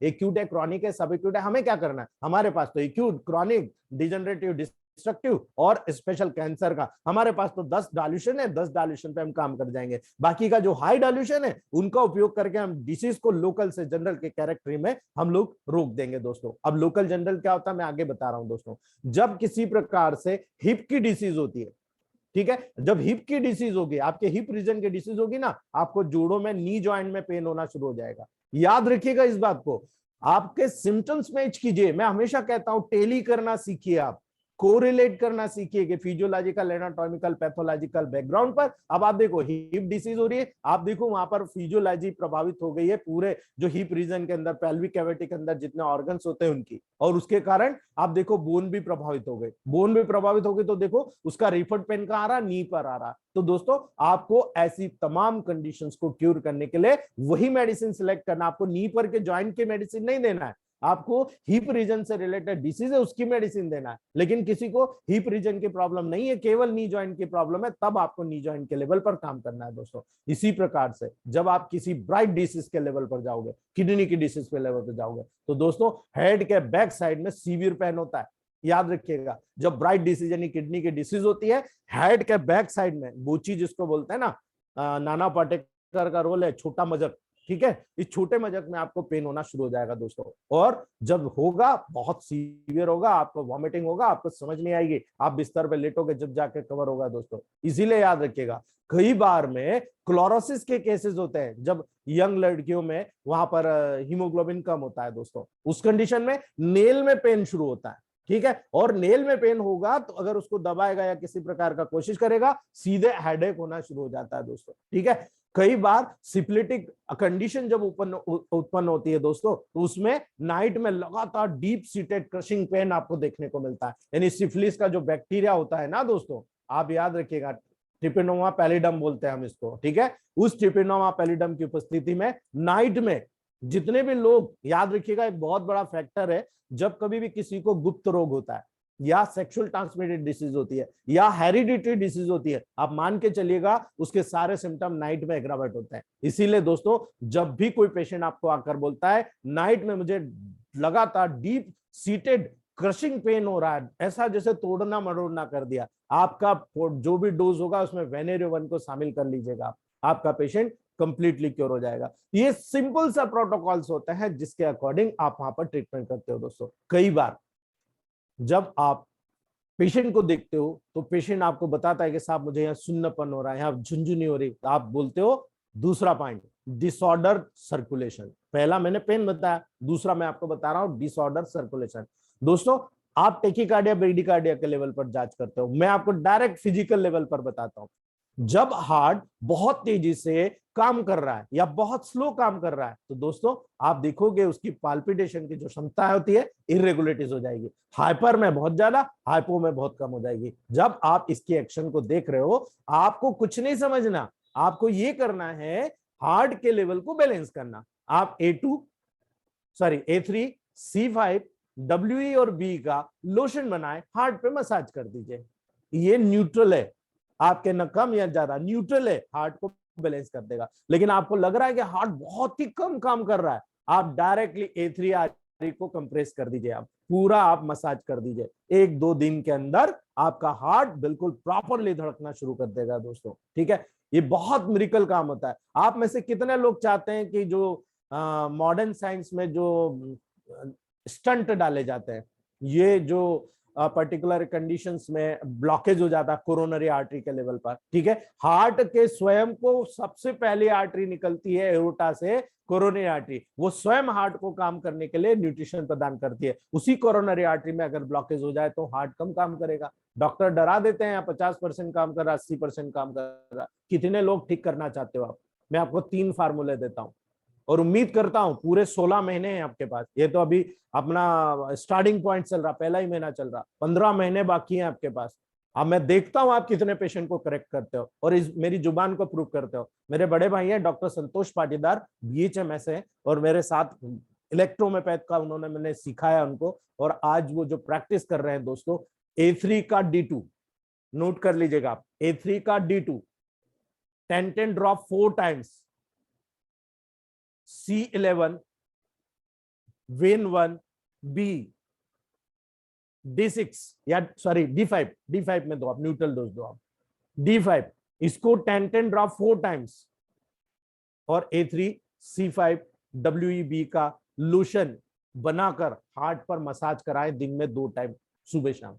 ठीक है, इन 3 प्रोटोकॉल से हमने 100% क्योर लिया है दोस्तों। बहुत दूर पूरे ऑल इंडिया से हमारे पास पेशेंट्स आते हैं क्लॉटिंग के मद्देनजर दोस्तों। ठीक है, तो आप सोच लीजिएगा इस मेडिसिन के बिहाफ पर हमारा फिक्स रेट है, संतोष भाई 5,000 लेते हैं, मैं 2,000 लेता हूं।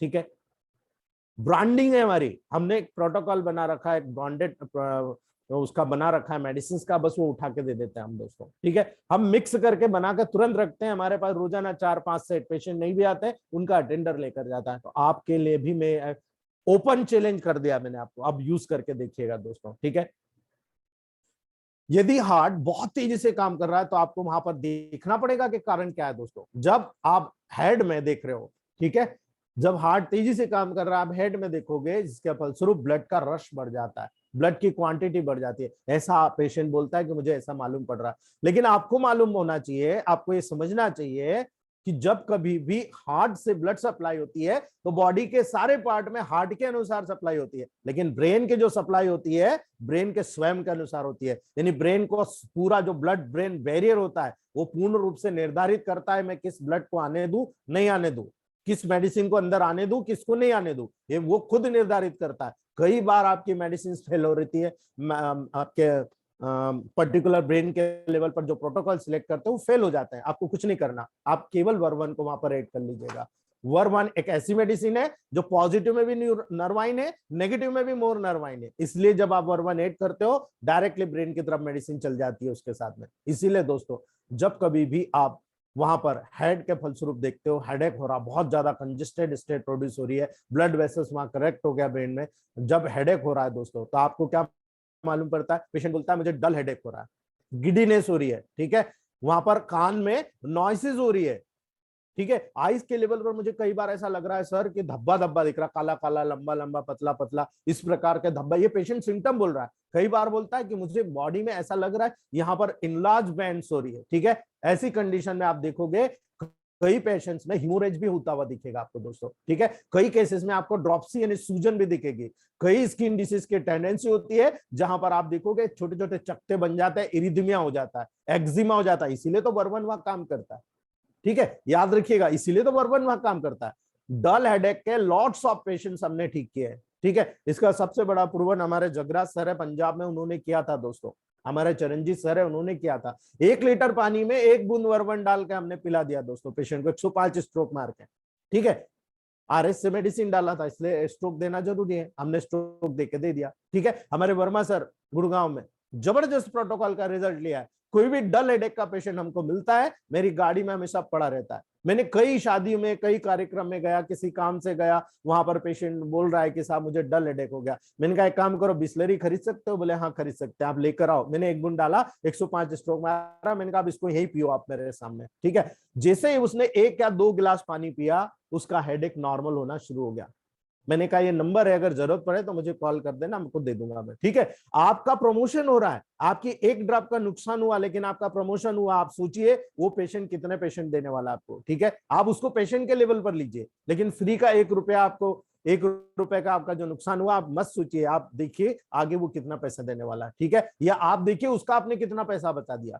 जब आप किसी मेडिसिन के लेवल पर देखोगे, जब उसकी एक्शन कम हो जाती है, तो देखो पेनलेस एक्सट्रीमिटीज, यानी कंडीशन पेशेंट की बता रहा हूं, सेंसिटिवनेस की बात कर रहा हूं, जब पेनलेस हो जाता है, एक्सट्रीमिटीज बिल्कुल ठंडी हो जाती है, कोल्ड देखने को मिलती है। इसका मतलब क्या है? इसका मतलब सिंपल सा है, कोई व्यक्ति कहता है मेरा ऊपर का धड़ बिल्कुल गर्म है, मेरा नीचे का धड़ बिल्कुल वहां पर ठंडा लग रहा है। आपको क्या देखने को मिल रहा है? आपको देखने को मिल रहा है कि ये कंडीशन ब्लड सर्कुलेशन स्लो होने की कंडीशन है दोस्तों। ठीक है, मालिश करवा दीजिए, आप गर्म पानी में आपके मेडिसिन डाल के सिकाई करवा दीजिए, देखिए कितना बेहतरीन रिजल्ट मिलता है दोस्तों। कई बार एक्टिव कंजेशन होता है, एक्टिव मतलब चोट लगा ब्लीडिंग हो गया, वो पेशू मतलब आपको दिख नहीं रहा, अंदर से कैपिलरीज बस्ट हो रही है और धीरे धीरे थोड़ा थोड़ा थोड़ा करके वहां से ब्लीडिंग हो रहा, वो पेशिव कंजेशन, पेशिव ब्लीडिंग होता है। इसी प्रकार से एक्टिव कंजेशन भी होता है जो दिख रहा है, और पैसिव वो होता है जो अंदर से होता है, आपको पता नहीं लगता। तो पैसिव कंजेशन उसके पीछे आ जाता है, और उसके बाद से धीरे धीरे जितनी भी जगह को इन्वॉल्व करता है उतनी जगह के सिम्टम्स आपको वहां पर देखने को मिल जाते हैं दोस्तों।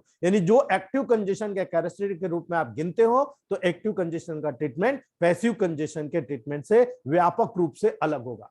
ठीक है, जब आप एक्टिव कंजेशन की बात करोगे और पैसिव कंजेशन की बात करोगे, दोनों का ट्रीटमेंट आपको अलग होगा। इसीलिए कंजेशन का कारण जानना जरूरी है। आप ऐसे नहीं ट्रीटमेंट कर सकते दोस्तों, और उसके केवल सिम्टम को देखना इतना आवश्यक नहीं है, आपको पूरा कंप्लीट देखना पड़ेगा। कौन सी सेल, कौन सी टिश्यू, कौन से टिश्यू का कौन सा ऑर्गन है, कौन सा ऑर्गन है कौन से सिस्टम का है, वो वहां पर क्या प्रॉब्लम हो रही है। ठीक है, बॉडी के लेवल पर कई सिस्टम बनते हैं, उन सिस्टम के लेवल पर जाकर आपको काम करना पड़ेगा। तो इलेक्ट्रोहोम्योपैथिक डॉक्टर कोई छोटा मोटा डॉक्टर नहीं है दोस्तों।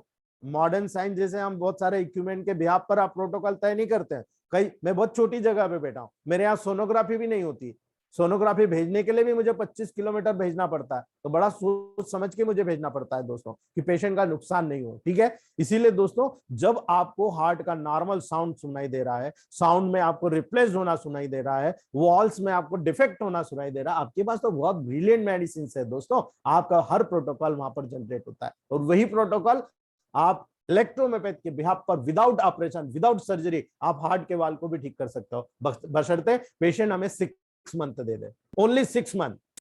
मैं मैक्सिमम 100 प्लस पेशेंट ठीक कर चुका, और हमारे बड़े भाई संतोष भाई मैक्सिमम 2000 पेशेंट को 25 साल में ठीक कर चुके हैं दोस्तों। आप उम्मीद कीजिए इस चीज को। ठीक है, आप जब तक करेंगे नहीं ना, जब तक आप कोई बोल नहीं सकता कि आपने करा है दोस्तों। ठीक है, दूसरी बात, तीसरी बात करते हैं हम कलर्स की दोस्तों।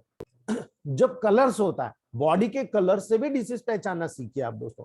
आप जब सावधानपूर्वक सिंपली आप पेशेंट को ऑब्जर्व करते हो, तो स्किन के कलर को आप ध्यान दीजिए दोस्तों। ठीक है, विशेष रूप से उसके फेस को ध्यान रखिए। यदि मेडिकल मैन है तो प्रायर डायग्नोसिस में आपको बहुत मदद मिल जाएगी। जैसे लंग्स और हार्ट के बहुत सारे डिसीज में काला या वहां पर जो कलर होता है दोस्तों, वो सांवला या काला कलर डेवलप हो जाता है। इसीलिए दोस्तों, जबकि अन्य कंडीशन में आप जाओगे ब्लूइश कंडीशन में हो जाएगा। आप देखो आंखों के नीचे ब्लूइश कलर हो जाता है, आप देखो पूरे फेस में हल्का सा ब्लूइश कलर होता है दोस्तों।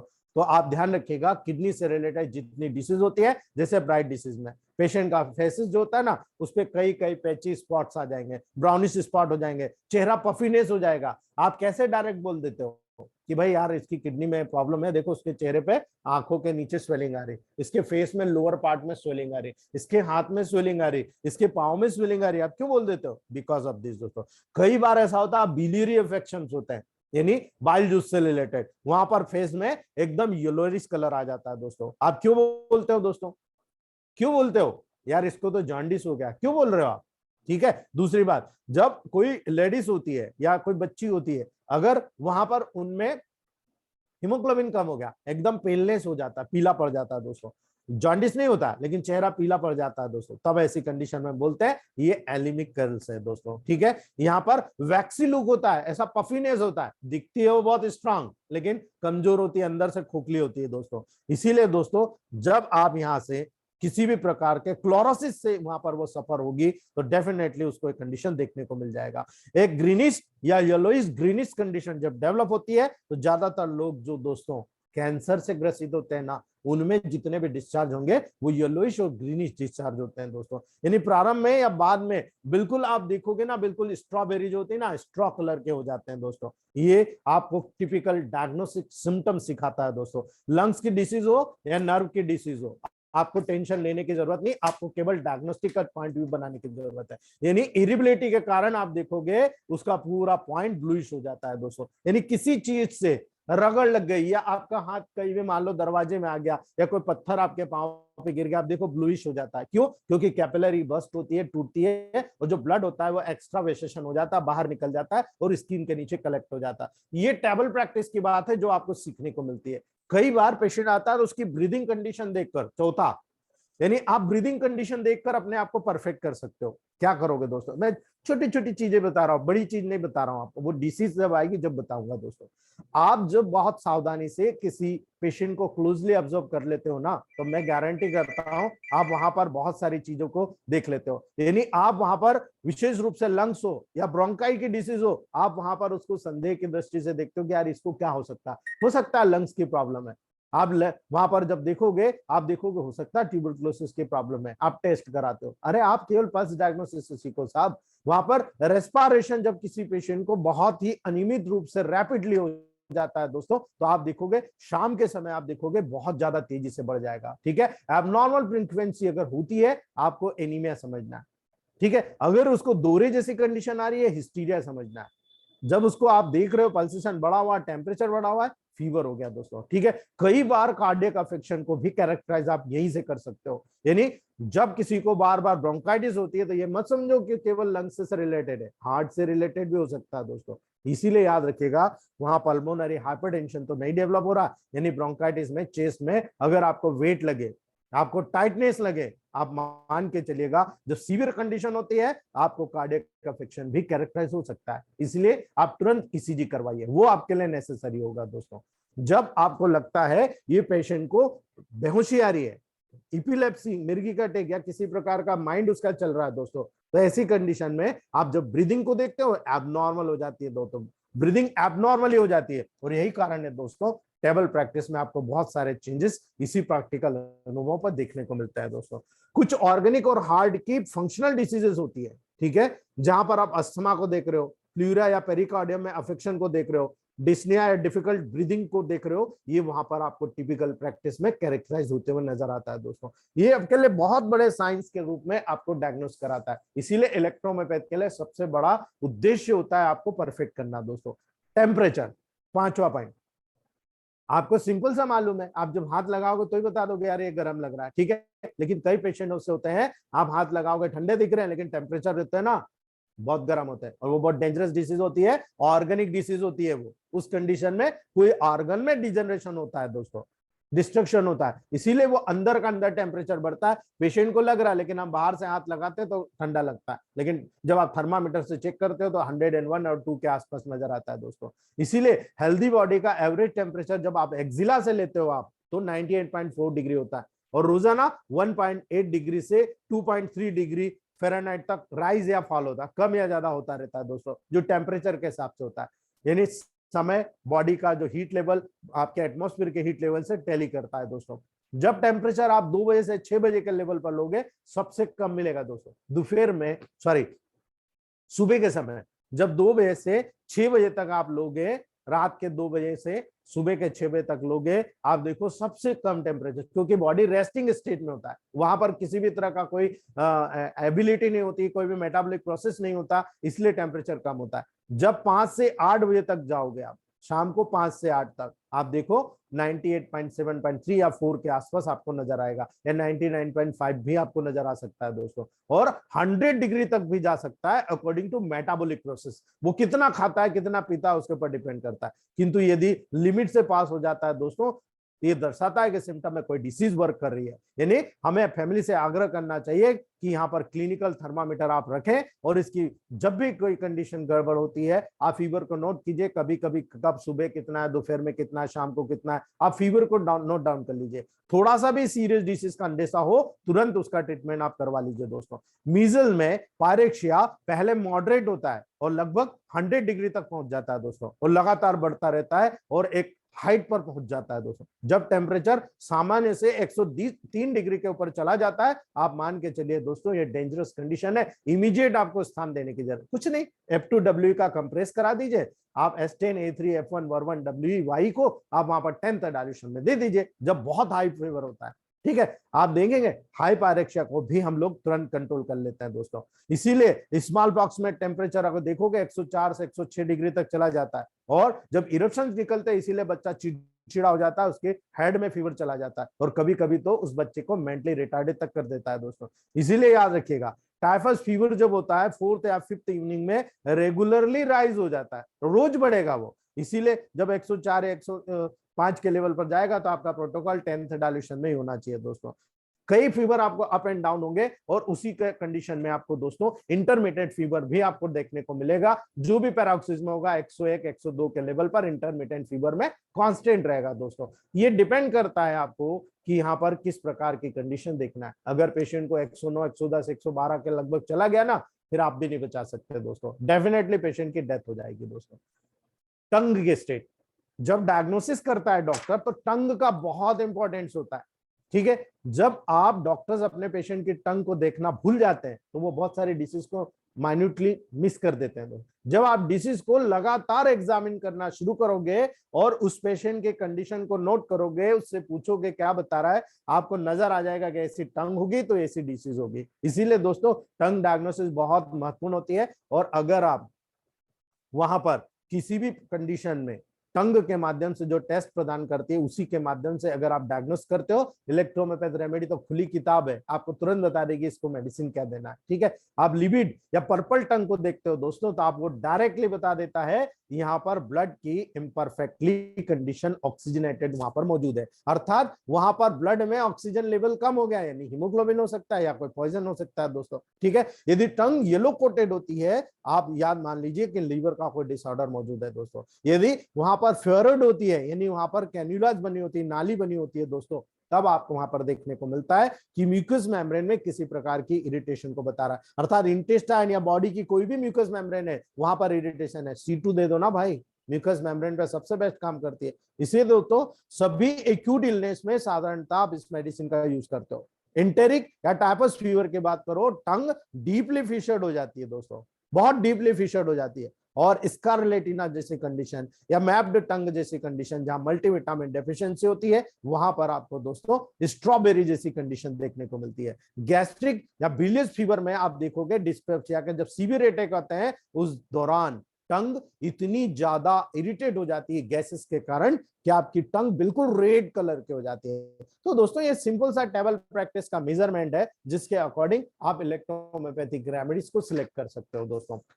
आप एक्सप्रेशन की बात करोगे दोस्तों, तो एक्सप्रेशन की जब बात करते हो, तो एक्सप्रेशन में आप देखते हो प्राय जो प्रैक्टिशनर का डायग्नोसिस है उसको बनाने में मैटेरियली असिस्टेड करता है दोस्तों। क्यों? क्योंकि जब मेनिया होगा, इपिलेप्सी होगी, हिस्टीरिया होगा, उसके कैरेक्टरिस्टिक एक्सप्रेशन ग्रुप में सामने आएंगे, और वो एक्सप्रेशन अगर आपने डिसीज पढ़ी है, आप तुरंत पहचान जाओगे यार इसको मेनिया है, इंसेनिटी है, हिस्टीरिया है, इपिलेप्सी है। अगर आप कोऑर्डिनेशन करना चाहते हो, तो आपको डिसीज का मास्टर करना पड़ेगा अपने आप को। और मेडिसिन तो बहुत इजी है, आपको पता है ऑर्गेनिक रेमेडी है, मैं तो यूं चलते फिरते आपको बता देता हूं, क्योंकि मैंने कंसिडरेशन देख लिया, अपना माइंड को कॉन्सेंट्रेट कर लिया कि कौन सी मेडिसिन कहाँ कैसे चलाना है, मुझे पता लग गया, ठीक है। मुझे भी 10 साल तक केवल मैं प्रैक्टिकल ही करता रहा, कभी इसको दिया कभी उसको दिया, ठीक है, प्रैक्टिकल का मेरे बहुत पेशेंट टूटे दोस्तों। लेकिन आज वही पुराने पेशेंट जब मेरे बात सुनकर आते कि नहीं यार वो अच्छा ट्रीटमेंट कर रहा है, तो सर मैं तो पहले भी आया था लेकिन मुझे रिजल्ट नहीं मिला। भाई अब देख के देखो, प्रैक्टिकल में भी मैन परफेक्ट, धीरे धीरे आदमी बनता है, डॉक्टरी करने के बाद में आप कोई नहीं सीखता, ठीक है।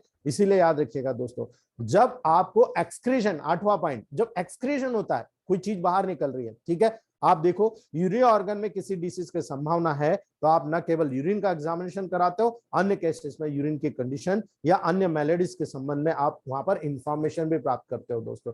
कई बार जेनेटिकल डिसीजेस होती है, कई बार यूट्राइन डिसीज होती है, तो वहां पर आपको इपिथेलियल सेल्स देखने को मिलती है। आप क्यों देखते हो दोस्तों, ठीक है।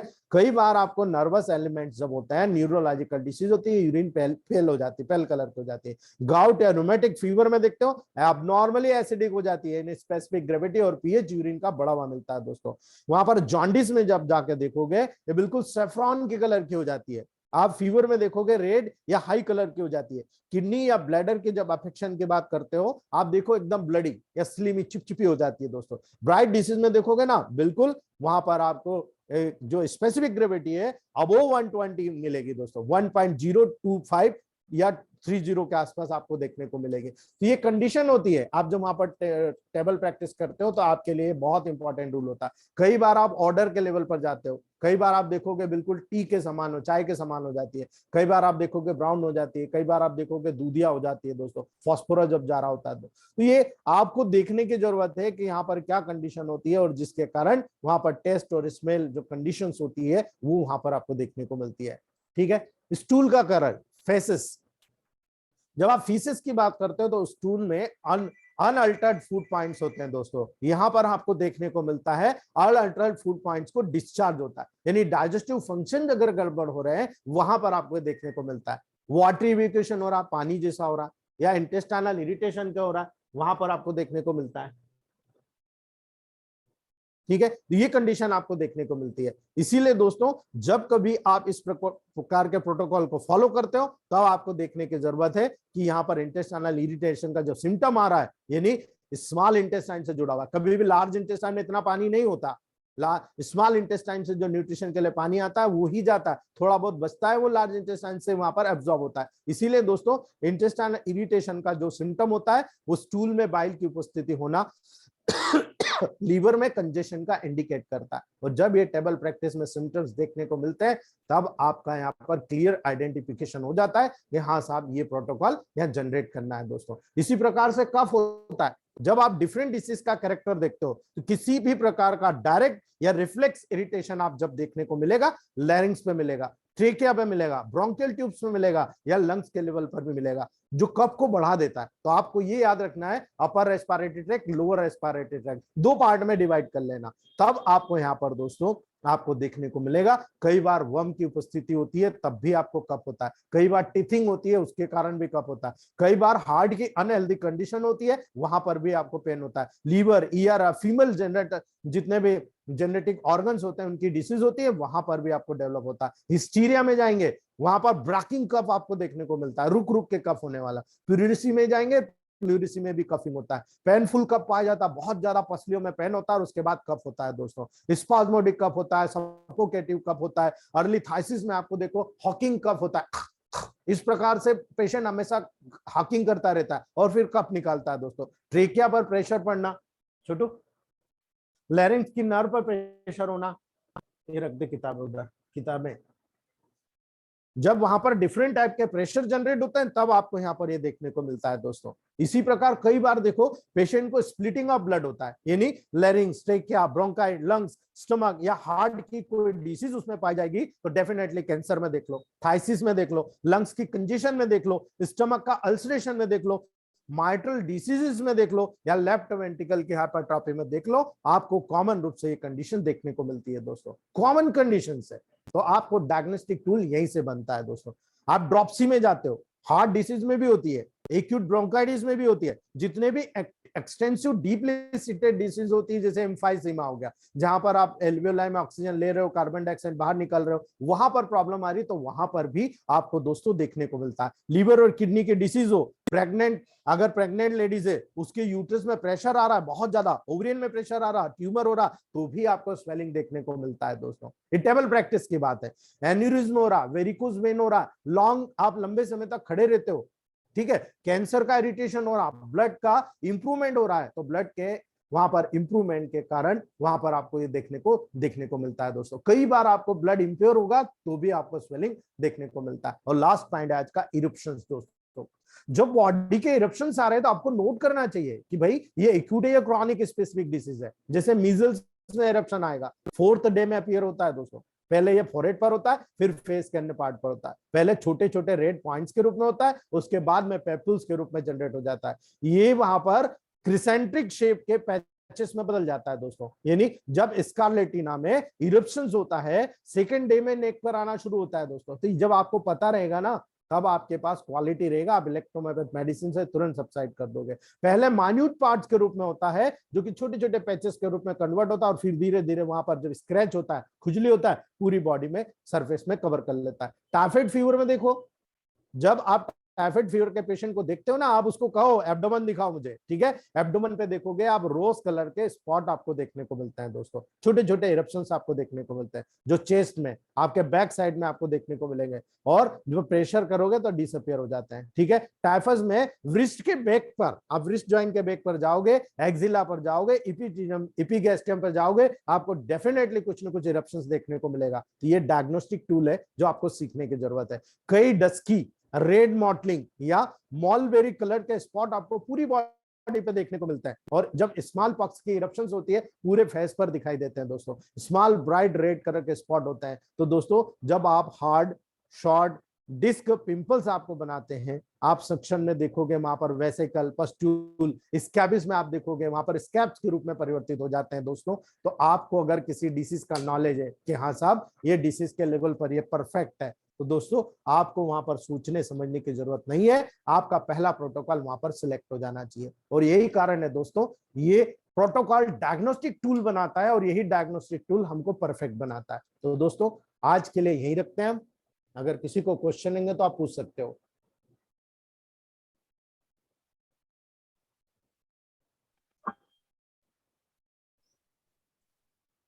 हेलो। हाँ जी, गुड मॉर्निंग डॉक्टर साहब। Good morning sir. Sir pancreas का साइज बढ़ा हुआ, स्टंट डालने के लिए बोल रखा है, 14.3 सेंटीमीटर है यूएसजी में। पेनक्रियास का साइज? हाँ जी, 2 पेशेंट है। पेनक्रियास का साइज सर आप क्या बोल रहे हाँ हो, पहले हाँ कंफर्म जी कर। सर। पेनक्रियास का साइज बड़ा और स्टंट डाल रहे हैं, स्टंट किस लिए डाल रहे हैं?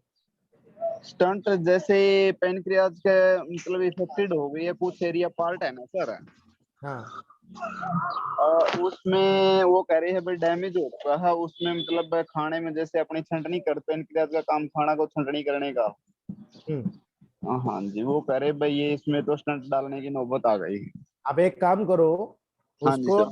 A2S5C5W का D4 में हॉट कंप्रेस करो, और साथ में S2C2F1W, S10C10 ये 2 मेडिसिन चलाओ अल्टरनेट, और 15 दिन बाद आप फिर से चेक करा लो उसका। अच्छा जी। और साथ में एक पेशेंट को तो जोंडिस है पिछले 6 ईयर से सर।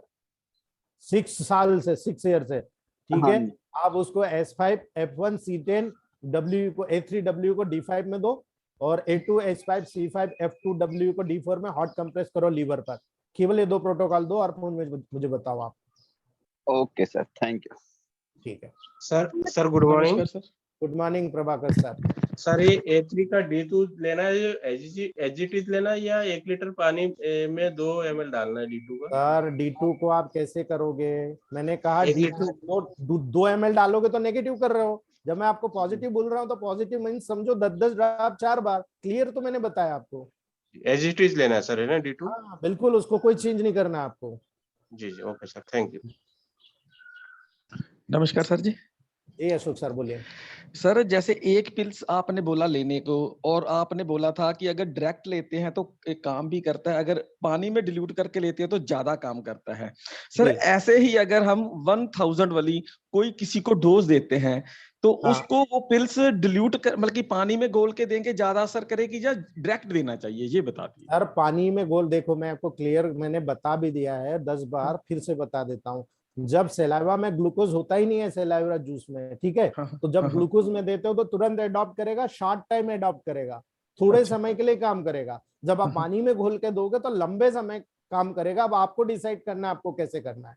ठीक है ठीक है, सर, हम पहले ना वैसे गोल देते थे ना, इसलिए मैंने कहा चलो अब आप आपसे गोल के देना शुरू कर देंगे। जब आपको किसी कंडीशन में आपको नजर आ रहा है कि आप किसी प्रोटोकॉल को दे रहे हो, तो आपको अगर इमीडिएट, जैसे किसी को गैस्ट्रिल्जिया हो रहा है, बहुत चेस्ट में पेन हो रहा है, किसी को इमीडिएट इफेक्ट देना है, तो क्या आप घोल के दोगे? हाँ वहां ठीक है पर तो ठीक आपको है। ग्लोबल सी देना है। हाँ हाँ जैसे ठीक है ठीक है। L1 F1D, ये तो प्रैक्टिकल अनुभव की बात है, आगे बताऊंगा। ठीक ठीक है सर। जैसे पायरिया होता है और गम्स नहीं पकड़ पाते, उसकी कौन सी मेडिसिन होती है गम्स की? बहुत सारी मेडिसिन होती है, आप मुझे एक फोटो बताइएगा, फोटो देखकर वो मैं आपको बता दूं ठीक है किस टाइप का पेशेंट है आपको। वो सर मेरी ब्राइट, वाइफ का है, फिर मैं आपको आज डाल दूंगा। ठीक है। बिल्कुल, आप गम्स हाँ की फोटो बताइए, मैं आपको ठीक है तुरंत ठीक है के क्या है बगैर उसको ठीक है देखे बता दूं आपको, ठीक है। ठीक है। Thank you sir, sir thank you. Sir coronary blockage में A3C5W का D4 में देना है सर, वो एक्सटर्नल। सर एक्सटर्नल D4 में ही दिया जाएगा ना सर इधर पॉजिटिव में है ना सर, इसलिए तो मैं थोड़ा डाउट था सर। D3 में ही देना जाए, D4 में ही देना है आपको। आपको नर्व को स्टिमुलेट करना है, वहां पॉजिटिव नेगेटिव का काम क्या है, आपको हार्ट को स्टिमुलेट करना है, बाकी का काम तो इंटरनल आप पॉजिटिव में दे ही रहे हो मेडिसिन। ठीक है, थैंक यू। जी ठीक है दोस्तों, आज यही रखते हैं, कल से हम लोग पढ़ेंगे 45 पॉइंट्स ऑफ आवर बॉडी। मैंने आपको आपके ग्रुप में, मॉर्निंग ग्रुप में मैंने 4 या 5 पोस्ट डाले हुए हैं, ठीक है, आप लोगों को याद होगा, उन पोस्ट को स्टडी कीजिएगा, और कल से हम वो स्टार्ट करेंगे 45 पॉइंट्स। Sir, hello sir.